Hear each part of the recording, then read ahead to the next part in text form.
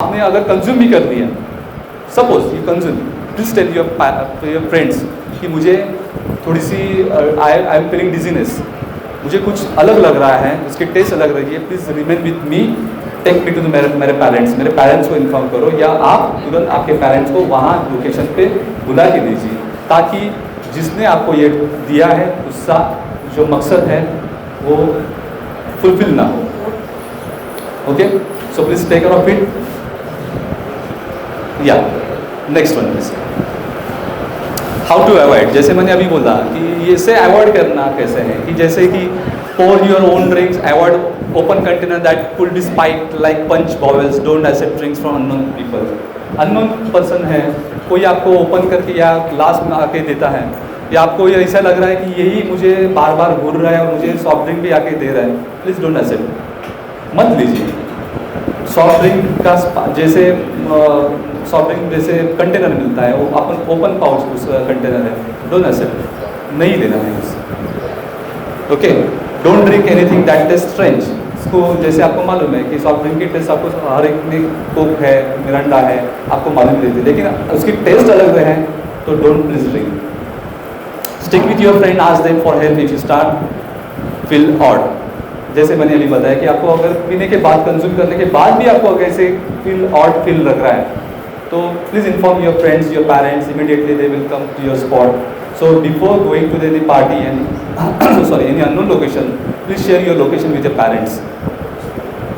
कभी भी हम क्या करते हैं कि मेरे पेरेंट्स को क्या बताना है, मैं तो मेरे फ्रेंड के साथ जा रही हूँ, उनको क्या बताना है, लेट पार्टी लेट नाइट हम आ जाते हैं, उनको क्या कर रहे हैं, लेकिन आपके पेरेंट्स आपकी फिक्र करने वाले हैं, इसीलिए आपको उनको बताना आपकी जिम्मेदारी है।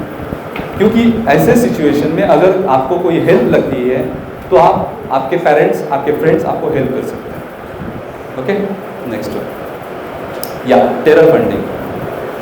Terror funding is very important part of narcotic drugs, because जो ये ड्रग्स इंडिया में या आ रहा है उसका मेन मकसद है पैसा कमाना, और वो जो पैसा कमाते हैं वो पैसा कभी भी पैसा देने वाला कोई बैंक से या चेक से पैसा नहीं देता, वो पैसा यहाँ से बाहर वापस बाहर इंडिया के बाहर जाता है, और वही पैसा they are using against India for terrorism. जैसे गोल्डन क्रिसेंट है, comprising illicit opium production area, जैसे ईरान, अफगानिस्तान, पाकिस्तान, ये गोल्डन क्रिसेंट एरिया बोला जाता है, जहाँ बड़ी मात्रा में गांजा, चरस उनका प्रोडक्शन हो जाता है, हेरोइन, वही illegal they send it to India, और वही वहाँ से जो पैसा जाता है वापस वही उनके पास जाता है, वो जो हमारे इंडिया के अगेंस्ट यूज़ किया जाता है। जैसे गोल्डन ट्रायंगल में म्यांमार है, थाईलैंड एंड लाओस है, ये रीजन जो है वो फेमस है चरस, गांजा, हेरोइन इनके प्रोडक्शन के लिए, because they are sending this charas, देखो see they have two way benefits. First is to earn money, second is to spoil the youth, क्योंकि आप जो यूथ है हमारी देश की धरोहर है, अगर आपको स्पॉइल करना है तो उनको मालूम है कि अगर उनको नशा या उनको कुछ ऐसी ड्रग्स दिया जाए तो वो हमारी उनके फैमिली भी पहले सफ़र हो जाएगी, फैमिली से सोसाइटी, सोसाइटी से अपना इंडिया, ये इनका इंटेंशन है। सो अगर आप पहले इनको ना ही देते हैं, ना ही इनको रिजेक्ट ही कर देते हैं, तो इनका जो इंटेंशन है वो कामयाब नहीं होगा। नेक्स्ट वन प्लीज, या NDPS एक्ट 1985। हम जो काम कर रहे हैं नार्कोटिक्स ड्रग्स डिपार्टमेंट में, हम ये एक्ट के तहत जो कार्रवाई करते हैं, तो एक जो एक्यूज पकड़ते हैं उनके सेक्शन, उनके तहत हम कार्रवाई करते हैं।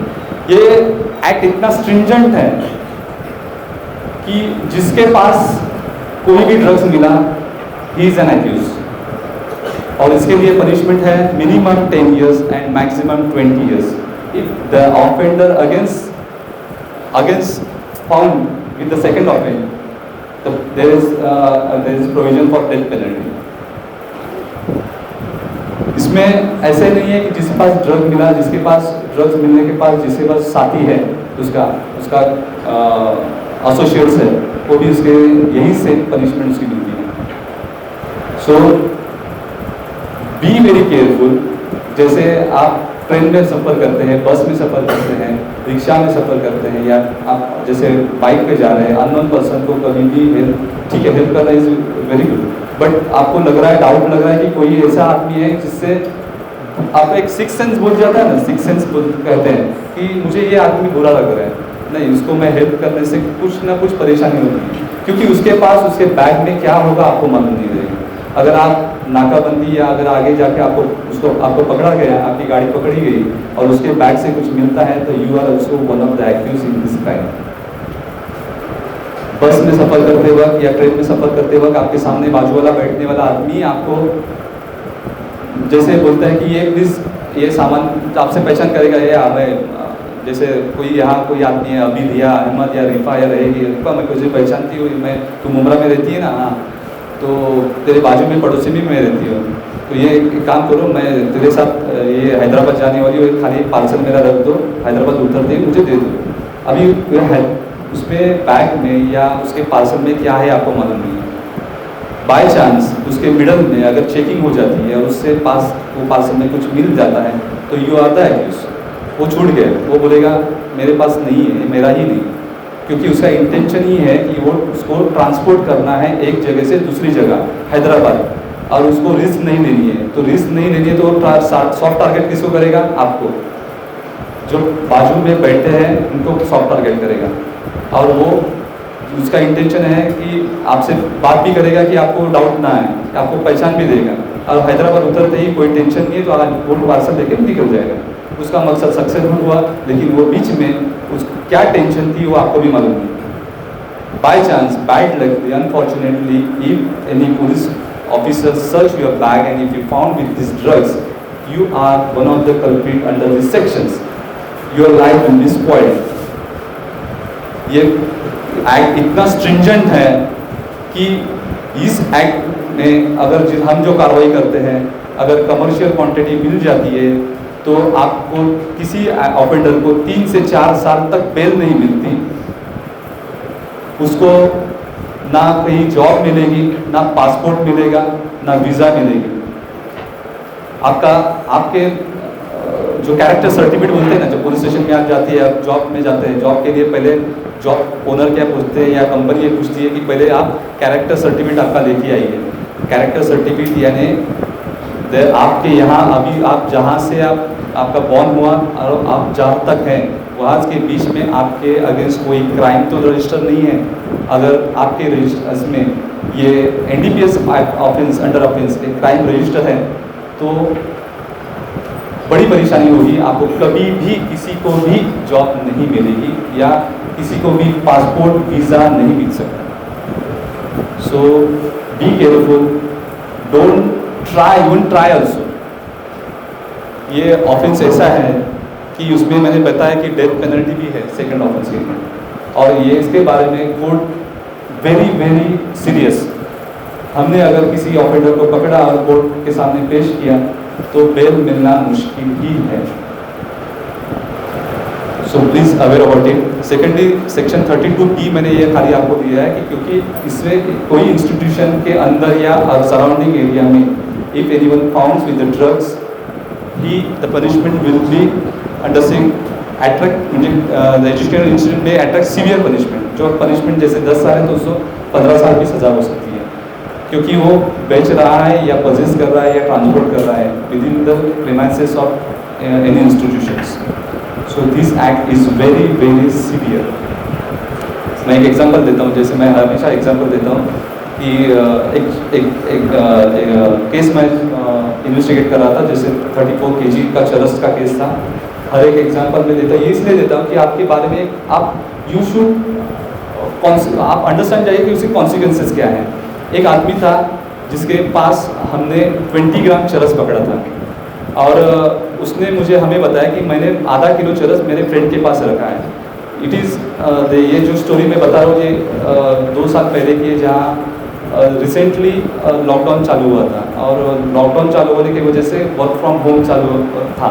तो उनको कंपनी ने बोला कि आप घर बैठ के आपके लैपटॉप पे काम कीजिए, और लैपटॉप पे काम जैसे आप कंपनी में काम करें तो 8 घंटा ही काम करना है, लेकिन घर में काम करना है तो उनको 12-12, 14-14 घंटे काम करने के लिए देते थे। अभी उसके फ्रेंड ने उसको बताया कि भाई तुझे 14 घंटा काम करना है तो तुझे नींद तो आती होगी, तो एक काम कर, ये चरस ट्राई कर, उसे नींद नहीं आएगी। उसको मैं जिसके बारे में बात कर रहा हूँ, he was on the post of director, having the salary of 3 to 4 lakhs per month. तो उसने ठीक है चलो मैंने चालू कर दिया, उसको अच्छा लगा, चलो काम तो मेरा अच्छा हो रहा है, मैं काम भी कर रहा हूँ। जिससे हम पकड़ा था 20 ग्राम चरस, उसने बताया कि रिसेंटली उसका अनफॉर्चुनेटली उसका घर रीडेवलपमेंट में जा रहा था, तो उसने उसी दिन 500 ग्राम चरस खरीद के लाया था और उसने अपने पास रखा था। और उसने क्या बोला, मेरा घर रीडेवलपमेंट हो जा रहा है, मैं चेंज कर रहा हूँ, तो ये खाली 500 ग्राम चरस आपके पास रख दो। जो डायरेक्टर था उसने वो चरस अपने घर में रखा। उसी दिन हमने उसके घर पे रेड मारी, उससे फ्रिज से हमने 500 ग्राम चरस मिला, जिसका उससे कोई वास्ता नहीं था। उसको हमने अरेस्ट किया। अरेस्ट करने के बाद उसकी जॉब चली गई। रिसेंटली 6 महीने पहले उसकी मैरिज हुई थी, उसकी वाइफ उसको डिवोर्स छोड़ के चली गई, उसको he is on the stage of divorce, he is still in the jail, no bail. एक डायरेक्टर के पोस्ट पे और काम करने वाला एक छोटी सी गलती की वजह से उसका लाइफ पूरी स्पॉइल हुई। So think about it is very stringent type, don't dare to even touch it. आपकी लाइफ तो स्पॉइल ही हो जाएगी, क्योंकि देखो आप अभी ये स्टेज पे, I think I heard that from the principal that you are on the TYBSc at the graduation level. So now you are on the verge of entering in a new area where you are going to develop your career. आप अभी बाहर school college से बाहर जाने वाले हैं, आपकी career develop करने वाले हैं। आपके पिताजी ने, आपके माँ ने आपको यहाँ भेजा है because they have seen something dreams about you. उनको मालूम है कि मेरी बेटी आज यहाँ पढ़ के मुझे मेरी लाइफ में कुछ काबिल इंसान बनने वाली है और मुझे एक आसरा देने वाली है। क्योंकि आप देखो, जब बच्चे थे, आप छोटे बच्चे थे, तो उन्होंने आपका आसरा दिया, हमको पाला पोसा बड़ा किया, आपकी हर एक इच्छा आपने उन्होंने पूरी की, आपको कपड़े लत्ते एजुकेशन हर एक दिया। अभी आपकी जिम्मेदारी है, जब जैसे आप वो बड़े हो गए, वो भी बूढ़े हो गए, अभी बूढ़े के समय में आपकी जिम्मेदारी है कि उनको सहारा आप देना है, उनको ड्रीम देखना और उनकी ड्रीम्स, उनका जो गोल है वो पूरा करना, ये आपकी जिम्मेदारी है। और ये drugs, alcohol is one of the hurdles in your goal. आपके करियर में एक हर्डल्स है, क्योंकि ठीक है कि एक मजाक में भी, जैसे मैं आगे बताऊंगा नेक्स्ट या ये मैं संजय दत्त की जो एक शॉर्ट मूवी है, जो experience he had shared, how he had gone through this all this nuisance and how he come out, वो मैं आप थोड़ा देखिए, he is a real and true story. उसके बाद में वापस डिस्कस करेंगे। प्लीज प्ले नहीं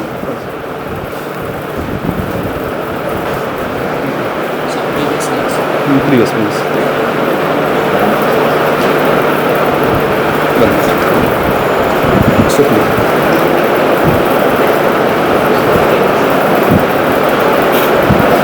And that was the time I decided that I'll be high on life, I'll be high on work, I'll be high on family, but never on drugs. Never, ever on drugs. It all starts with the lady.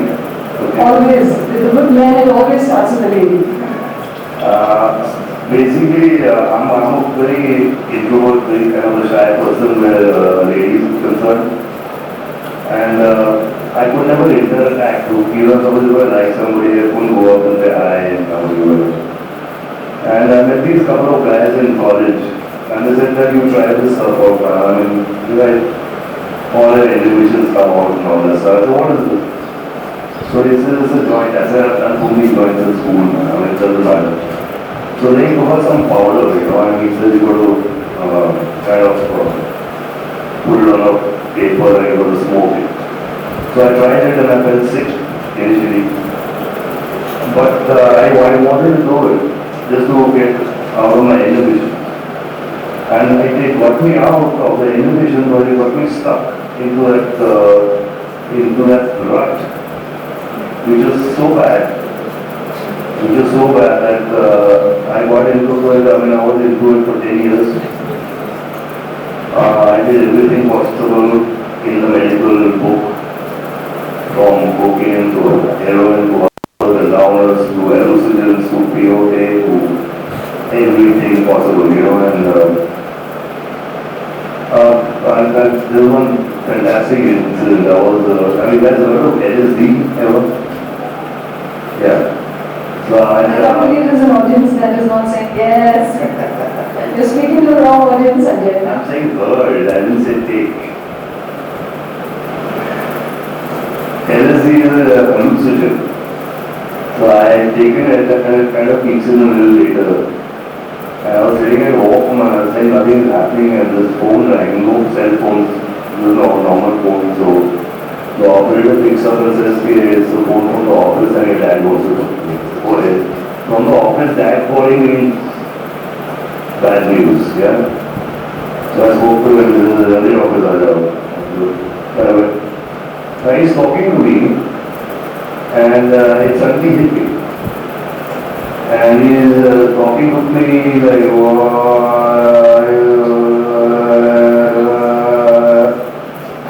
now I'm saying to myself, Sanju, now you're tripping, just take it easy, just keep nodding. So I kept nodding. And I kept using like, so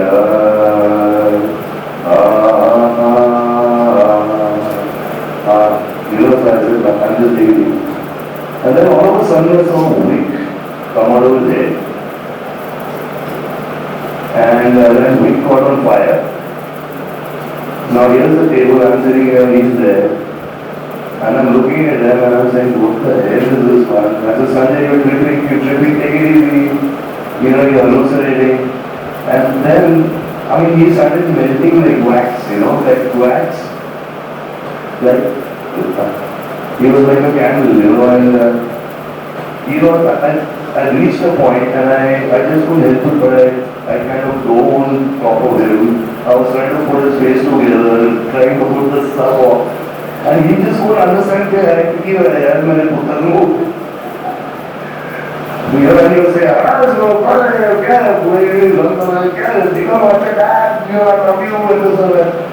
so I told him, Punjabi guy, he didn't understand that he was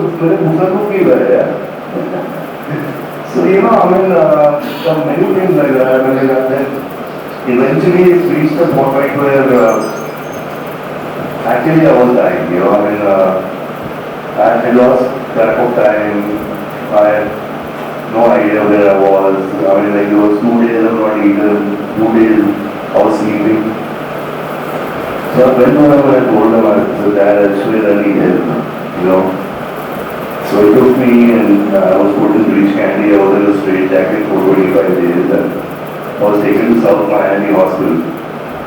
I was lucky, one of the lucky people who go there, And the doctor did the exam on me and suddenly he gave me this list and he says, take the drugs, worry drug. So I looked at there are 2 pages. So I looked. So I said, do you want me to be honest or no? So he said, no, you got to be honest. And I started taking and I take everything, Doctor says, he said, your father is what are you going to eat? How is this guy yet alive, But he didn't know I used to be Punjabi, Ravi and, Maki Dazar and Karondi Bhuti and all that. So he said, thank you, But in the treatment, I learned to live a drug-free life. I learned what life was. I learned how people enjoy without being mind-altered. You know what I'm saying? People are always hiding, you're always running. And I found that freedom, out there. And that was the time I decided that I'll be high on life, I'll be high on work, I'll be high on family. but never on drugs. Never, ever on drugs. It's been 40 years since I've not touched even a cough syrup. I do it for my kids, I do it for my family, no. You got to do it for you. You know, and अभी तो आजकल fashion हो गया है, सब cocaine P रहे हैं, तो आजकल इन द सीन जब मैं पीता था तो सब मुझे गाली क्यों देते थे? You know? But no, I'm just saying that at that time nobody knew what these things were basically. There were no treatment centers, people were not that much knowledgeable. You know, my father didn't know, my sister didn't know, my parents didn't know, nobody knew what is this powder out there. You know, till the time, like I said, I mean, I could feed myself right. Till that point, then when I went to my father, I said, please, what do I do, you know? And I did it for me. When I was in the street, I couldn't reach candy.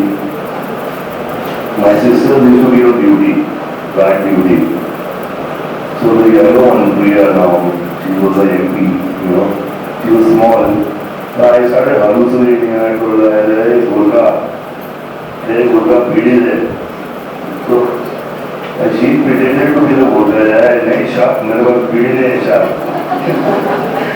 I don't remember what she tells me, you know. But so it's not that I was sick, the whole family was sick with me. You know, and that's something. So I wish I could be of help to people who are on drugs, but some boys have come to me as if they have to marte hai kya? No, sir. As if, how much do you weigh? So as I weigh about 60 kg. As I have done 4 times the amount you weigh of drugs, so it's only me much. So I can try in my own way to help you. There is no trying out of drugs. You just stay away from drugs. I mean, if I could be drug free today, anybody can be, I promise you that. And I really request and I plead with my folded hands is that be high on life, like I said, be high on your work. There's no better high than that ever, no better. Okay. So this is one of the true story of Sanjay Dutt. How he has gone through all this nuisance and how he come out from it. 40 साल से वो drugs नहीं P रहे हैं, लेकिन जैसे मैंने बताया कि हेलुसिनेशन जैसे हो जाते हैं कि उनके पिताजी उनको सामने एक कैंडल जैसे दिख रहे थे, उनकी बहन उनको एक गुरखा जैसे दिख रही थी. लकीली उन्होंने अटैक नहीं किया पिताजी के ऊपर, वो अच्छी बात है, लेकिन वो जो ड्रग्स जो एडिक्ट हो जाते हैं वो उनका माइंड, आपकी सोच उनकी बंद कर देती है. माइंड जो है काम करना बंद कर देती है. सो जैसे उन्होंने बताया कि please don't try, even don't touch drugs. मैं आपको with my folded hand, I am working in the narcotic department, आपको रिक्वेस्ट करता हूँ आप कभी भी उसका इस्तेमाल या उसको टच भी नहीं करेंगे. I request all of you for sake of your family and sake of you too. देखो, क्योंकि ये ऐसी नशा है कि एक बार भी आप गलती से भी उसको उसने बाय मजाक से भी आपने दे दिया तो सेकंड टाइम आपको आदत ही हो जाती है कि मैं उसको दे दूँ, आई विल ट्राई इट. और एक बार आप इसमें एडिक्ट हो गए तो उससे निकलना बहुत ही मुश्किल है, बहुत ही मुश्किल. आप यूर कभी गए होंगे थाना में, वहाँ रिहैब सेंटर है, हम वहाँ जाके आए हैं, हमने देखा है वहाँ कंडीशन क्या है. बड़े बड़े फैमिली के लोग वहाँ पैसे भर के वहाँ अपने बेटों बच्चियों को वहाँ डाले हुए हैं, लेकिन वो they are trying to come out from this nuisance but they are not even successful. क्योंकि आप भले ही आप उनको छोड़ना चाहें, लेकिन अभी वो आपको नहीं छोड़ रहे. एक हैबिट हो जाती है, आप रह नहीं पाते हैं. और इसी जैसे उसने बताया कि उसके पास पैसा है, लेकिन वो फिर उसकी आदत ऐसी बढ़ जाती है कि घर पे चोरी करना, माँ बाप पे हाथ उठाना, पैसे के लिए मुझे चाहिए पैसा एनी हाउ. और उसके लिए वो कौन सी भी स्टेज पे चले जाता है. जैसे मैंने लास्ट बताया कि पहले ही बताया कि इसका लास्ट स्टेज सुसाइड ही है। ठीक है, इसके संजय दत्त की family was financially stable, but layman can not afford it. आप जैसे आप बच्चे कोई पैसा खर्च नहीं कर सकते, उसको बाहर निकालना है, नहीं जा सकते, इसलिए उससे दूर ही रहिए। It's my humble request to all of you. Next, yes, major to prevent drug abuse. जैसे मैंने बताया कि अभी आप जैसे मैंने पहले आते वक्त अभी क्या कुरान में बताया मुझे मालूम नहीं, लेकिन जैसे हमारे एक श्लोक है, आत्मा ही आत्मनो बंधु, आत्मा ही आत्मा आत्मनो विभु। हम ही आपके दोस्त हैं, हम ही आपके दुश्मन हैं। दोस्त बनना है तो अच्छी आदतें डालिए, आपके फ्रेंड आपके बाजू वाले उसमें अच्छी आदतें ढूंढिए, उसको इम्बाइब कीजिए। जो बुरी आदत है उसको छोड़ दीजिए। जो बुरा, अगर आपको शत्रु कभी बनते हैं कि उसकी बुरी आदतें आप लेते हैं, उसको पालते हैं और उसको ही फॉलो करते हैं, तो आपके दुश्मन बन गए। Avoid temptation and peer pressure. Peer pressure is what? Suppose आपकी कोई फ्रेंड्स है, आपके दोस्त है, आपने बताया कि चलो आज एक लेक्चर है, कोई बॉटनी का है या कोई बीए रहेगा तो पॉलिटिकल साइंस और कुछ समथिंग कुछ रहेगा, बस बंद कर देते, कुछ प्रॉब्लम नहीं है उसको, क्या है उसमें? आज एक लेक्चर बंद किया, पार्टी चले गए, घूमने चले गए, फैमिली को क्या पता होना। लेकिन जो पीयर प्रेशर है, आपकी फ्रेंड जो है वो सही सलाह दे रही है कि आपको, तो जरा थोड़ा 2 मिनट पॉज लीजिए, सोचिए मैं जो करने जा रही हूँ या मैं जो करने जा रहा हूँ वो सही है या गलत है। मैं ठीक है, मैं मेरे फैमिली से झूठ बोलूँगा, लेकिन खुद से झूठ बोल के अगर मैं वहाँ जाता हूँ और वहाँ unfortunately if anything unavoidable events happens with you, तो उसका दोषी कौन है? आप ही हैं, क्योंकि आपने डिसीजन दिया था, मुझे जाना है, आपका डिसीजन था। आपने आपको फंसाया, आपने आपकी फैमिली को फंसाया, अपने टीचर को फंसाया, नो प्रॉब्लम, लेकिन आप खुद को फंसा रहे हैं और आपका जीवन आपका स्पॉइल कर रहे हैं। That's very bad. 10 फ्रेंड पालने से अच्छा 2 ऐसे फ्रेंड पालिए जो आपको आपके हर एक आपके स्टेज पे आपकी गलत है तो आपको गलत ही बताएंगे, सही है तो सही बताएंगे, वो आपके दोस्त हैं। जो आपको बोले चलो रे आज मेरे पास पैसा है तो चलो जाके यहाँ कुछ नाश्ता करते हैं, यहाँ मज़ा करते हैं, कुछ आज बियर पीते हैं, कुछ नहीं होता, कुछ प्रॉब्लम नहीं आती, वो आपको जब तक आपके पास पैसा है, जब तक आपके पास मज़ा मारना है, तब के आपके पास आएंगे। आप एक बात देखिए, जो नार्कोटिक ड्रग्स में आप किसी को अरेस्ट करने के बाद उसके दोस्त क्या, उसकी फैमिली भी नहीं आती, माँ बाप भी आने से इनकार कर देते हैं। ऐसे हमने देखे, नहीं आता, ये मेरा बेटा ही नहीं है, मेरे बच्ची ही नहीं, चलो छोड़ दे, हमने देखे। तब उनको समझ में आता है कि मैंने क्या किया, और वो स्टेज में there is no return way, there is only one way. आप उसको आगे ही जाना, क्योंकि decision was yours. So whenever you any आप टेम्पटेशन कभी आ जाता है कि चलो आप यहाँ जाना है तो जाइए, पार्टी जाना गलत बात नहीं है, लेकिन आपके पिताजी या माँ बाप या फैमिली को बता के तो जाइए। वो ना तो थोड़ी बोलने वाले हैं, अगर जाना उनको मालूम है, अगर उनको नॉलेज है तो वो बताएंगे आपको, नहीं इस जगह मत जाना, इस जगह ऐसे ऐसे हुआ था, मुझे एक्सपीरियंस है, आप मत जाइए, और उनको फॉलो कीजिए। क्योंकि आफ्टर 30-40 साल का एक्सपीरियंस है तभी तो उनके आपके माँ बाप है और कब बता रहे हैं। आपके पड़ोसी को वो बताएंगे कि हाँ बाबू तू ऐसे मत करना, आपको ही बताएंगे। और हमें क्या लगता है कि मेरे पिताजी मुझे ऐसे ही बताते रहते हैं, ऐसे ही मेरे पीछे रहते हैं, ये मत करना वो मत कर, अरे वो मत करना ये मत करना क्यों बता रहे हैं? क्योंकि उनको मालूम है, वो दौरे से वो गुजर चुके हैं, उनको एक्सपीरियंस है। दैट्स वाई इज गुरु। गुरु क्या है? आपके माँ बाप पहले आपके गुरु है, आपके टीचर आपके गुरु है। सही बात जो बताता है वो आपका गुरु, भले आपका फ्रेंड भी है, लेकिन सही बात बताने वाला गुरु है, गलत बात बताने वाला गुरु नहीं होता। सो बी अवेयर अबाउट इट। जैसे पीयर ग्रुप है, आप वो डिसीजन लीजिए। लर्न डिफरेंट वे टू से नो। अभी नो बताना है, जैसे आपने बताया कि मैंने बताया कि मेरी फ्रेंड बताती है कि चलो आज पार्टी जाएंगे, ना बोलो, से लर्न टू से नो। एक बार उसको गलत लगेगा, चलो मेरी बुरा लगेगा कि ये मेरे दोस्त होके भी मुझे ना बोल रही है, तो दूसरी बार आपको वो इंसिस्ट नहीं करेगी। Next time she will not insist you और he will not insist you, because you have taken the right decision that time. अब उसको मालूम है कि ये डिसीजन वो मेरे साथ नहीं आ रही है क्योंकि उसका फ़ायदा नहीं होने वाला है,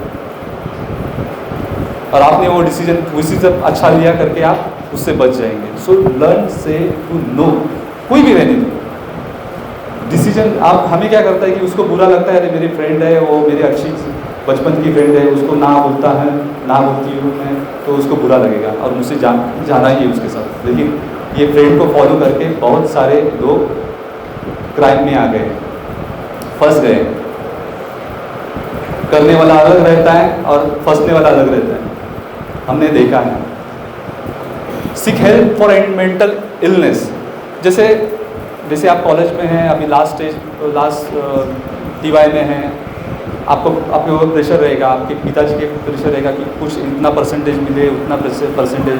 कभी कभी फैमिली प्रॉब्लम हो जाती है कि कुछ किसी का हम बोल नहीं सकते कि घर में प्रॉब्लम्स क्या है, फैमिली प्रॉब्लम्स क्या है, कौन से स्टेज से वो गुजर रहा है। लेकिन if you are feeling so, please take mental help. आपके टीचर से बात कीजिए, आप अच्छे दोस्त से बात कीजिए, वो आपको काउंसलर के पास लेके जाएंगे, उससे जो प्रॉब्लम है उससे कुछ रास्ता निकालने के लिए आपको सही रास्ता दिखाएंगे। लेकिन देयर इज़ नो ड्रग्स, ये सोल्यूशन नहीं है उसको। लोग क्या करते हैं, अरे उससे मुझे हो जाने, वो झंझट जाने तो मैं अभी एक पैक या विस्की ले लेता हूँ और उससे झंझट से दूर चला जाता हूँ, मैं थोड़ा सा हल्का महसूस करता हूँ। लेकिन वो प्रॉब्लम सोल्यूशन नहीं है। सोल्यूशन से, प्रॉब्लम से भागना कोई सोल्यूशन नहीं रहता। प्रॉब्लम को अटैक करो। आपके पास प्रॉब्लम भरे आपके लाइफ में प्रॉब्लम आने वाली ही है। ऐसा कोई आदमी नहीं है जिसके प्रॉब्लम नहीं है, हर एक के पास प्रॉब्लम है। लेकिन प्रॉब्लम को आप विदाउट फियर आपको उसको सामने जाएंगे तो प्रॉब्लम सॉल्व हो जाएगा। आपको लगेगा अरे प्रॉब्लम छोटा था, हम खाली उसको ऐसे ही बड़ा करके रखे थे, उससे भागना सोल्यूशन नहीं है। Face with there, okay. Keep well balance life. जैसे पहले मैंने बताया कि people often turn to drugs and alcohol when something in their life is missing और not working. Practising stress management skill can help you overcome this life stressor and will help you live a balance and healthy life. जैसे मैंने बताया कि आप योगा करो, is better than consuming alcohol and drugs. आप सुबह एक बार प्राणायाम जो भी करेंगे ना, तो आपकी ब्रेन जो है शार्प हो जाएगी। आप मेडिटेशन अगर करेंगे तो आपको आपकी जो लाइफ है, आप you can use both side of brains, left and right. वो करो, घूमने जाइए, एंजॉय विथ योर फैमिली, हंसिए, हर एक पल मज़ा, हर एक एंजॉय कीजिए, टेंशन स्ट्रेस से दूर हो जाइए। वो सॉल्यूशन है, ना कि ड्रग्स अल्कोहल, ये सॉल्यूशन नहीं है। Okay, next. ओके, वही अभी मैं बताया कि believe in yourself, set your goal, क्योंकि आप यूथ हैं। मैंने लास्ट है 60% of the total populations in India are youth. आप इंडिया की धरोहर है। आप अगर अभी से आप कुछ टारगेट या गोल सेट करते हैं और उसी को फॉलो करते हैं, तो आप आपके फैमिली को या आप अल्टीमेटली आप इंडिया को सपोर्ट करेंगे।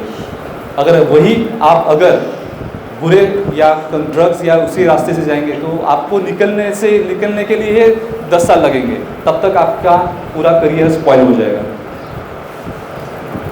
तो instead of going for drugs, आप एक अपना टारगेट, अपना गोल आप सेट कीजिए। मुझे लाइफ में ये बनना है। आप अगर डॉक्टर बनना है, इंजीनियर बनना है या गवर्नमेंट अच्छा ऑफिसर बनना है, something you have set your goal and try to achieve it. There are many hurdles, you will find many hurdles are there, and one of the hurdles is drugs. इससे दूर रहिए।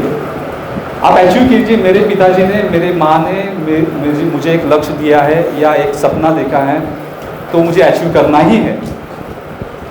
और इसके लिए जो भी कोई भी टेम्पटेशन या पीयर ग्रुप्स आपको प्रेशर आएगा तो उसको दूर करना, ये रिस्पॉन्सिबिलिटी आपकी है। अभी आप ये स्टेज पे है कि आपको दूसरा अभी कोई समझाने वाला नहीं है। You have to take your own decision. One your wrong decision will spoil your life. Okay, think about it. To give importance to your parent, your family, hard work is the key. There is no shortcut to success. Give importance to the values, stick to your goal. There is no shortcut to success. वही कोई success नहीं है।